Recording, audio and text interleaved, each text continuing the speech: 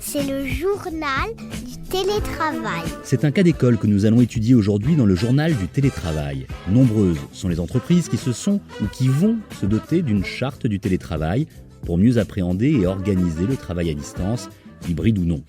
Si vous faites partie de ceux qui y réfléchissent, voire qui en préparent une, voici un exemple concret et des réponses précises aux questions que vous vous posez certainement. Bonjour Guillaume Delanchir. Bonjour. Vous êtes directeur général de NetApp France et comme je le disais en introduction il y a un instant, cette fameuse charte du télétravail, ça y est, vous l'avez écrite. Elle fait 24 pages, elle comporte également des annexes. Alors on va essayer de détailler ensemble ce qui est essentiel. On ne pourra pas toute la détailler évidemment, mais c'est un cas d'école, c'est un bon exemple. Tout d'abord, en quoi est-ce nécessaire d'avoir une charte adaptée à une entreprise, puisque différents éléments sont déjà dans le droit du travail? On a effectivement le droit du travail, ça c'est une chose. Et puis on sort d'une période où on est encore un petit peu dedans, qui est celle du Covid, qui ont tout à fait chamboulé en fait la façon dont nous travaillons. Donc il nous a paru nécessaire de recadrer un petit peu les choses et de les rédiger et de les discuter avec les salariés en fait. Comment est-ce que vous avez fait pour la construire, cette charte? Est-ce que vous l'avez proposée à vos salariés? Est-ce que ça a été une construction commune? Alors on a commencé la genèse. La genèse fait suite à une étude que nous avions faite pendant le Covid, où nous préparions le retour au bureau et on s'est posé la question, on a posé la question aux collaborateurs de savoir ce qu'ils voulaient faire. Soit rester au bureau de façon exclusive, soit télétravailler de façon continue et exclusive à la maison, soit revenir dans un contexte hybride. Et le résultat de l'enquête a été assez net. On avait 70% des collaborateurs qui voulaient revenir, mais avec une flexibilité dans un mode hybride. 20% à peu près souhaitaient revenir exclusivement au bureau et seulement 10% souhaitaient rester exclusivement à la maison. Le fait pour une entreprise de se doter d'une charte du télétravail, ça permet de cadrer l'organisation du télétravail, c'est le but principal, mais ça permet peut-être aussi de protéger aussi bien l'employeur que l'employé dans l'exercice du télétravail. La logique pour NetApp n'était pas de protéger ni l'un ni l'autre. La logique pour NetApp était de clarifier une flexibilité que nous souhaitions donner aux collaborateurs. Ouais. Les fondamentaux étaient la confiance. Donc on a la chance d'être dans une entreprise où on avait déjà une certaine flexibilité. On est dans le secteur informatique, donc on avait déjà une certaine flexibilité au niveau des horaires de travail, de la façon dont on pouvait travailler à la maison, en déplacement, etc.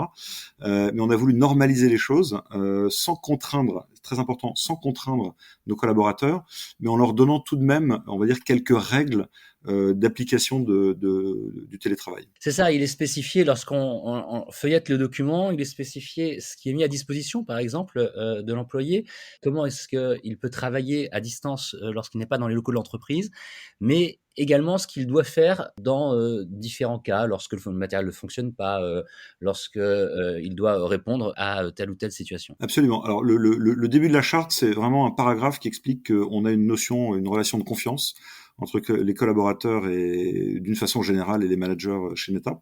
Et ensuite, on essaye de responsabiliser chacun et de faire en sorte que dans cette logique de confiance, il y ait un bon équilibre qui se crée. Donc, on ne souhaite pas que les collaborateurs, d'une façon générale, s'isolent à la maison, parce que la confiance, c'est une chose, mais après, on a des risques associés à ça. Donc, parmi les risques, on a les risques d'isolement, on a des risques de work-life balance, on a des situations qu'on se doit d'anticiper. Voilà. Alors j'ai dit il y a quelques instants, il y a des annexes également à ce document. D'ailleurs, les annexes prennent plus de place que le corps principal du document. Parmi ces annexes, il y a la checklist du télétravail. C'est un élément, je trouve, extrêmement intéressant lorsqu'on le regarde. Il y a beaucoup d'éléments dessus.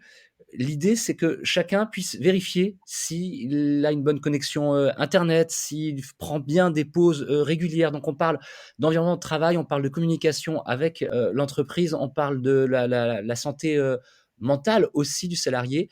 Vous avez essayé de remettre tout cela, allez, ça tient sur quoi? Sur une page et demie. Et l'essentiel est de s'assurer qu'on a bien tout ce qu'il faut pour pouvoir télétravailler dans de bonnes conditions. C'était quelque chose d'important pour vous. Quelque chose de fondamental. Donc on a discuté les différents éléments de la charte avec le comité d'entreprise, avec le CSE.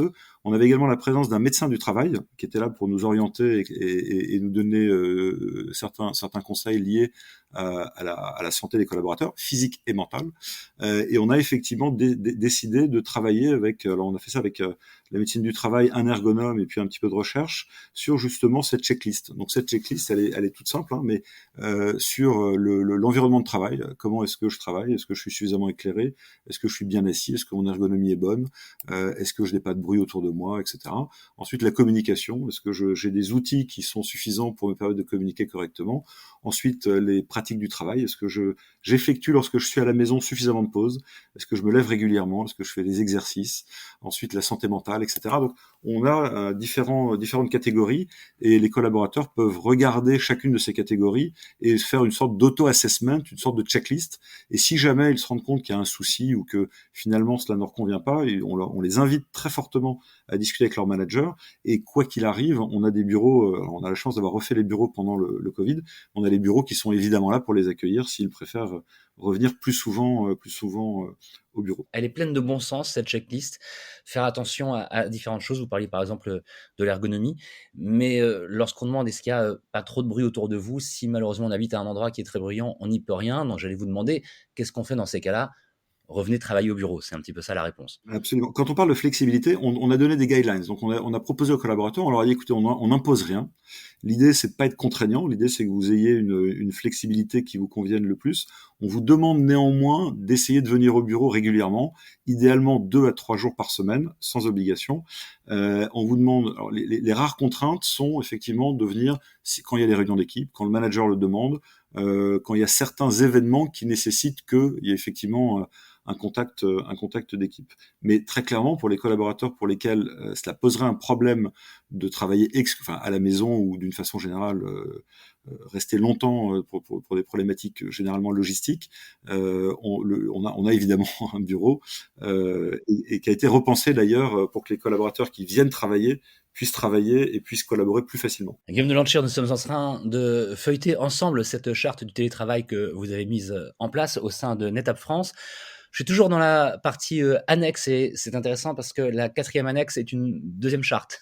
Il y a une charte dans la charte, c'est la charte du droit à la déconnexion. Ça aussi, c'est extrêmement important. Le droit à la déconnexion, c'est pas très nouveau, on en parle depuis quelques années. C'est pas toujours justement très bien cadré ou très très clair pour tout le monde. En quoi est-ce nécessaire d'avoir une charte sur le droit à la déconnexion? Est-ce que c'est pour que les managers respectent le temps qui doit être du temps libre pour leurs équipes? Ou est-ce que c'est aussi pour que les membres d'une équipe pensent? Parce que parfois, quand on est à la maison, on se rend même plus compte qu'on est encore en train de travailler et qu'il faut dire non, stop, là. C'est un petit peu ça l'idée aussi. C'est exactement ça. À la fois pour les managers, pour leur rappeler qu'il y a des règles et qu'il y a une obligation légale de déconnexion. Donc le droit à déconnexion est quelque chose d'important. Et également pour les collaborateurs, parce que le fait de travailler à la maison casse la limite privée et professionnelle. Et donc, il est important de rappeler les fondamentaux. On essaye. Donc moi, je demande aux managers de ne jamais appeler les collaborateurs pendant leurs vacances, de ne pas provoquer de réunions avant 9h du matin et après 17h, de respecter évidemment les week-ends. Voilà, donc, on essaye d'avoir beaucoup de bienveillance à l'égard de ça. Le principe fondamental, c'est que un collaborateur épanoui, heureux dans une structure dans laquelle il aura un environnement professionnel quelque part sécurisé et un environnement de confiance fera un collaborateur heureux et performant. Ça, c'est un petit peu les fondamentaux. Donc, on a énormément de bienveillance dans l'organisation, même si on est exigeant. Hein. Être bienveillant n'est pas antagoniste avec un principe de performance et d'exigence, mais on essaye effectivement de rappeler les fondamentaux. Et cette charte de ce droit à la déconnexion est quelque chose qui est légal, mais qui est fondamentalement important. Vous me parlez de fondamentaux, vous me parlez de bienveillance. On note depuis tout à l'heure qu'il y a beaucoup de bon sens dans tout cela. Alors, si ce sont des choses aussi simples et aussi évidentes, j'allais dire, comment se fait-il qu'il soit nécessaire de les acter par écrit? C'est toujours mieux quand c'est partagé. C'est-à-dire que le principe de la confiance est quand même très lié au principe d'une compréhension mutuelle. Donc c'était important de poser cette charte et vous pouvez la regarder en détail. Elle n'impose rien, ce qui est quand même très intéressant. C'est-à-dire qu'on n'impose pas. En revanche, on donne un cadre et on donne un cadre d'évolution en expliquant également, évidemment, l'intérêt de cette charte, mais également les risques. Parce que la réalité, c'est qu'il y a tout de même des risques, notamment les risques d'isolement, les risques de de travailler trop. Donc il y a tout de même des risques par rapport à ça. Donc on souhaitait également les partager et faire en sorte que si ces risques étaient évalués par les collaborateurs ou leurs managers, on avait toujours une possibilité de revenir en arrière, et effectivement de revenir au bureau dans un contexte différent que celui de la maison. Je pense que cet épisode du journal du télétravail intéresse beaucoup d'entreprises qui sont elles-mêmes en train d'élaborer leur propre charte ou qui songent à le faire dans les mois qui viennent. Ça vous a pris combien de temps ? Alors en fait, c'est une bonne question. Je pense que ça nous a pris quelques mois, mais pas très longtemps.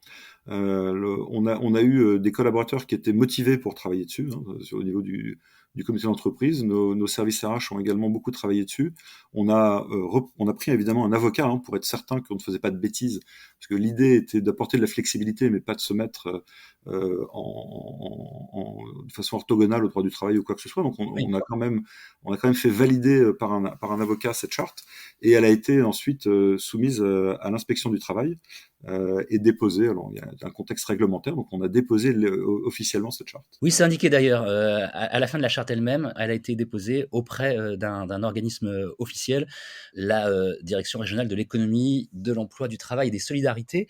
Elle a vocation à être valide, valable. Combien de temps? Ce que je veux dire par là, est-ce que vous avez d'ores et déjà prévu de faire des mises à jour régulières? Je prends un exemple. J'ai vu que l'équipement, que ce soit au bureau ou en télétravail, fourni, mis à la disposition du salarié, du collaborateur, est noté dans cette charte.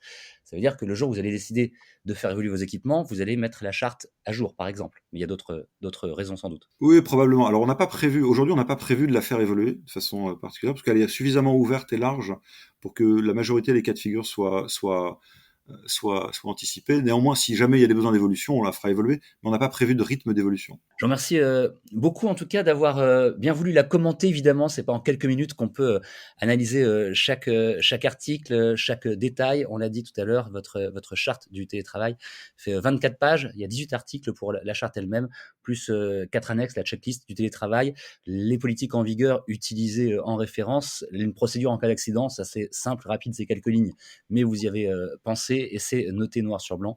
Et puis la fameuse charte du droit à la déconnexion qui est un petit peu plus longue et qui, elle aussi, est très intéressante. Merci pour cette illustration, cet exemple que vous avez bien voulu partager avec nous aujourd'hui dans le journal du télétravail, Guillaume de Lanchir. Merci beaucoup, Fred, c'était un plaisir. Je rappelle que vous êtes directeur général de NetApp France. Nous parlions avec vous de cette charte du télétravail. Et justement, le journal du télétravail, c'est le podcast qui vous aide à mieux télétravailler.